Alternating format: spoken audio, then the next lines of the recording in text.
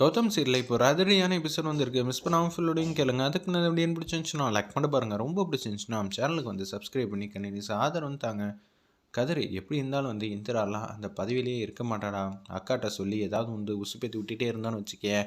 இந்திராவுக்கு வாழ்க்கை முக்கியமா இல்லை பதவி முக்கியமான்னு பார்த்தா அவள் எந்த முடிவு எடுத்தாலும் நமக்கு சந்தோஷம்தான். வீட்டில் ஒன்றும் குடைச்சல் இருக்காது, இல்லாட்டி வெளியில் வந்து குடைச்சல் இருக்காது. என்ன சொல்கிற? ஆமாம் சித்தி, நீங்கள் சொன்னது கரெக்டு தாங்கிற மாதிரி யோசிச்சுட்டு இருக்காங்க. காவியா மட்டும் நம்பிக்கையோட பேசு. சரியா? காவியா தான் மிகப்பெரிய வந்து நமக்கு கிடைச்ச ட்ரம் கார்டு மாதிரி. அவளை வச்சு தான் இந்திராங்கிற ஒருத்தியை அடிக்க முடியும், பார்த்துக்கடா அப்படின்னு சொல்லிட்டு இருக்காங்க அந்த இடத்துல. சரி சித்தி, நீங்கள் சொன்ன மாதிரியே சிறப்பாக செஞ்சுட்டா போச்சு. ஆனால் அவளை வந்து ஏதாவது ஒன்றும் பண்ணி குடைச்சல் பண்ணிக்கிட்டே இருக்கணும். அதுக்கேற்ற மாதிரி காவியா கிட்ட ட்ராமாவும் ப்ளே பண்ணிக்க அப்படின்னு சொல்லிடுறாங்க அந்த இடத்துல நம்ம ராகினி. இந்திரா வந்து ரொம்ப சோகமாக வந்து இருக்காங்க. ஏன் அத்தை என்னை புரிஞ்சிக்கவே மாட்டேங்கிறாங்க? இப்போ தான் எல்லாமே பழையபடி நார்மலாக வந்துச்சுன்னு நினச்சா ஏன் இப்படி வருத்தப்படுற அளவுக்கே நடந்துக்கிறாங்க? நான் அப்படி என்ன பண்ணேன்? நான் தெரியாமல் தான் இது மாதிரி பண்ணேன். ஆனால் கதிர் தான் மிகப்பெரிய வந்து தப்புக்கு மேலே தப்பு பண்ணுறாங்க. ஆனால் எல்லாரும் கதிரை வந்து நம்புகிறாங்க. அதான பெரிய சூழ்ச்சியாகவே பண்ணிகிட்டு இருக்காப்புல. ரோஷினி அவங்களும் சேர்ந்து தான் இந்த மாதிரி திட்டம்லாம் திட்டிருக்காங்க. கடைசியில் வந்து அவங்க என்னமோ நல்லவங்க மாதிரியே, நான் என்னமோ விரோதிங்கிற மாதிரியே வந்து இந்த இடத்துல வந்து சீனை வந்து கிரியேட் பண்ணிகிட்டு இருக்காங்களேன்னு சொல்லி வேதனையோடு வந்து பேசுகிறாங்க அந்த இடத்துல. நம்ம இந்திரா வந்து திங்க் பண்ணிகிட்டு இருக்காங்க. ஒரு பக்கம் கௌதமுக்கு வந்து கால் பண்ணி பண்ணி பார்க்குறாங்க. ஆனால் காலே வந்து போக மாட்டேங்குது. இன்னொன்று ஒரு பக்கம் வந்து காலும் எடுக்க மாட்டேங்கிறாங்க நம்ம கௌதம். என்ன கௌதம் இப்படி பண்ணிக்கிட்டு இருக்க? இப்போதைக்கு வீட்டில் என்ன நடக்குதுன்னு உனக்கு தெரிய மாட்டேங்குது. நீ மாட்டு கோச்சிட்டு போயிட்டனா நான் என்ன செய்வேன்? தெரியாமல் நடந்த தப்புக்கலாம் நான் எப்படி பொறுப்பாவேன்? எனக்கு என்ன சொல்கிறதுனே தெரியல கௌதம். இப்போ நீ வேற எனக்கு ஆதரவாக இல்லாமல் போயிட்டனா நான் என்ன கௌதம் பண்ணுவேங்கிற மாதிரி பேர் எதிர்ச்சியாக பாட்டமாக வந்து யோசிச்சுட்டு இருக்காங்க அந்த இடத்துல. நம்ம இந்திரா உடனே வந்து வாய்ஸ் நோட் வந்து போடுறாங்க. அந்த இடத்துல நம்ம கௌதமுக்கு தயவு செஞ்சு ஃபோன் எடு. நான் உன் மேலே வந்து மிகப்பெரிய வந்து அன்பு பாசத்தில் தான் இருக்கேன். எனக்கு என்ன செய்யணுன்னே தெரியாது. உன் ஹெல்ப் எனக்கு கண்டிப்பாக வேணும். நீ என்னை திட்டுறதுனாலும் திட்டு, நேரில் வந்து திட்டு, ஆனால் பேசாமல் மட்டும் இருந்துடாத கௌதம்ங்கிற மாதிரி பேசிகிட்டு இருக்கிறப்ப அந்த இடத்துல நம்ம ஹேமாவும் சுப்பாவும் வராங்க அந்த இடத்துல. ஏன் இந்திரா அழுதுகிட்டே இருக்கேன்? நான் தெரியாமல் தான் செஞ்சேன். ஆனால் எல்லாருமே வந்து நான் கார்னர் பண்ணி இது மாதிரிமே நின்று செஞ்சேங்கிற மாதிரி சொல்கிறாங்க. யார்? அந்த ராகினி பண்ணுறது வேலை தானே. ராகினி எப்போதும் வந்து இது மாதிரி தான் செய்வாள். ஜெயா வந்து உசுப்பேற்றி விட்டுக்கிட்டே இருக்கா. அவளுக்கு நம்ம ஒரு பூஜையை போட்டோன்னு வச்சுக்கேன், அவள் சும்மா இருந்துருவா. முதல்ல அவளோட கேடித்தனத்தை கண்டுபிடிச்சி ஜெயா முன்னாடி நிரூபித்து காட்டிட்டேன்னு வச்சுக்கேன், உன் முன்னாடியெல்லாம் வருவாளா அப்படின்னு சொல்லி கேட்குறாங்க. நீங்கள் சொல்கிறதெல்லாம் கரெக்டு தான். ஆனால் என்ன வந்து என் வேலையிலே இருக்கக்கூடாதுங்கிற மாதிரி தான் ஜெயாத்தை வந்து சொல்கிறாங்க. இது எந்த வகையில் வந்து நியாயம்னு எனக்கு சொல்லக்கூட வந்து தெரியல அப்படின்னு சொல்கிறாங்க அந்த இடத்துல. நம்ம இந்திரா, நீ சொல்கிறதெல்லாம் வாஸ்தவம் தான். ஆனால் என்றைக்கா இருந்தாலும் நீ உன் பதவியையும் வாழ்க்கையும் கைவிட்டுறாத. கௌதம் தம்பி இப்போ வேணால் ஃபோன் எடுக்காமனா இருக்கலாம். ஆனால் கூடிய சீக்கிரம் உனக்கு ஆதரவாக தான் என்றைக்குமே வந்து இருப்பாப்புல. அது நிச்சயம் வந்து நடக்க தான் போகுது. நீ எதுக்கும் கவலைப்படாத இந்திராங்கிற மாதிரி தான் சூப்பராக வந்து பேசிக்கிட்டு இருக்காங்க அந்த இடத்துல.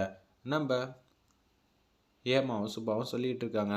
உன்னோட ஆதரவை மட்டும் விட்டுறாத. காவியா சுத்தமாக புரிஞ்சிக்கவே மாட்டேங்கிறா. இல்லை கதிருக்கு இது மாதிரி ஆயிடுச்சுல்ல, அவர் வந்து ரொம்ப கஷ்டப்பட்டு வந்திருக்காப்புல. அதனால தான் வந்து பார்க்க பார்க்க உன் மேலே லைட்டாக கோவம் வந்திருக்கு.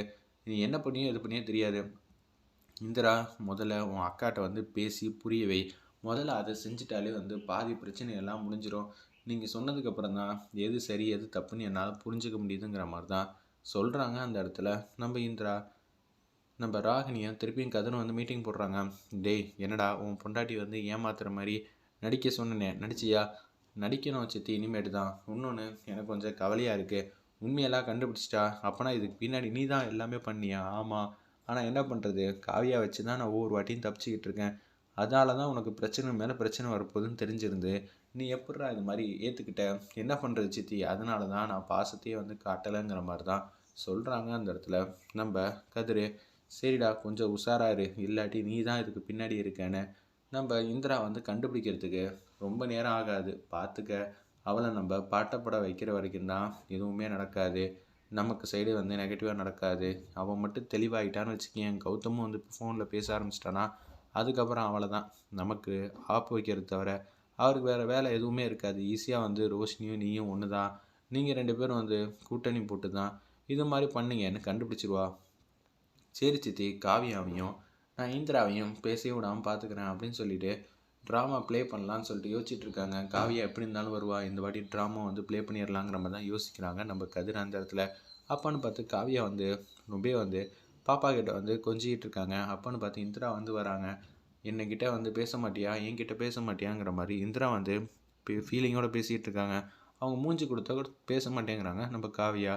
அப்போனா அவ்வளோதானா, உனக்காக நான் எவ்வளவுப்பட்ட காரியம்லாம் செஞ்சு கஷ்டப்பட்டுருக்கேன், அதெல்லாம் அவ்வளோதானா, எல்லாமே வந்து நீயும் கூட வந்து மாமா இது மாதிரி நான் வேணும்னே பண்ணேன்னு சொல்லி நம்புறியா அப்படின்னு சொல்லி வேதனையோட வந்து கேட்குறாங்க. அந்த இடத்துல நம்ம இந்திரா, நான் எப்படி அப்படியெல்லாம் நம்புவேன், நீ வந்து எவ்வளோ அன்பா பாசமாக வந்து என்கிட்ட வந்து பேசுவ நடந்துப்பேன்னு எனக்கு நல்லாவே தெரியும். ஆனால் அதுக்குன்னு இந்த விஷயத்தை வந்து அப்படியெல்லாம் விட்டுற மாட்டேன். நான் உன்னோட அக்காவா, நான் சொல்கிறத மட்டும் தான் நீ கேட்கணும் சரியா அப்படின்னு சொல்கிறாங்க.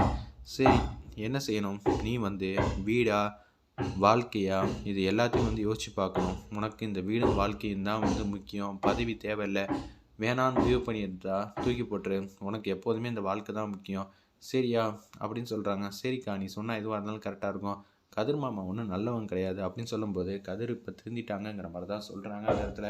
சரி, இப்போதைக்கு அக்காவோட மனசு வந்து குழப்பம் வேணாம் அப்படின்னு சொல்லி யோசிச்சுட்டு இருக்கிறப்ப உன் மாமா வந்து தனியாக இருப்பாப்புல, நான் போய் அவரை வந்து பார்க்க போகிறேன்னு சொல்லிட்டு குடுக்குன்னு போகிறாங்க. கதிர் வந்து கண்ணாப்புனான்னு இந்திராவை பற்றி தப்பு தப்பாக பேசுகிறாங்க. காவியா வந்து விட்டு கொடுக்காமல் பேசுகிறாங்க. உடனே கதிர் வந்து எமோஷனல் ஆகிட்டாப்புல நடந்ததெல்லாம் சொல்கிறாங்க. இந்திரா மட்டும் அந்த குடோனுக்கு வரலன்னா நான் என்ன செஞ்சுருப்பேன் தெரியுமான்னு ரோஷினியோட திட்டம் போட்டதை சொல்லிட்டாங்க.